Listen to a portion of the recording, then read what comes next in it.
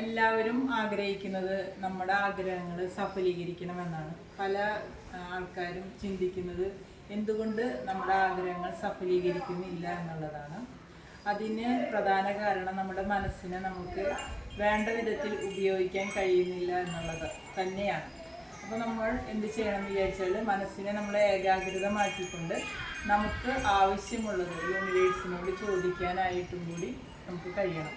അത് കഴിയുന്നത് നമ്മുടെ മനസ്സിനെ ഏകാഗ്രമാക്കാൻ ധ്യാനത്തിലൂടെയും അതുപോലെ തന്നെ പലതരത്തിലുള്ള സ്പിരിച്വൽ പ്രാക്ടീസിലൂടെയൊക്കെയാണ് നമുക്ക് ഏകാഗ്രമാക്കിക്കൊണ്ട് ആഗ്രഹങ്ങളെ നമുക്ക് യൂണിവേഴ്സിലേക്ക് നമുക്ക് സ്പ്രെഡ് ചെയ്യാൻ കഴിയുള്ളൂ. നിങ്ങൾക്ക് എത്രത്തോളം നിങ്ങളുടെ ആഗ്രഹങ്ങളെ യൂണിവേഴ്സിലേക്ക് ഏകാഗ്രതയോടുകൂടി എത്തിക്കാൻ കഴിയുന്നുവോ ആ നിമിഷം തന്നെ നിങ്ങളുടെ ആഗ്രഹങ്ങൾ സഫലീകരിക്കാനായിട്ട് കഴിയും.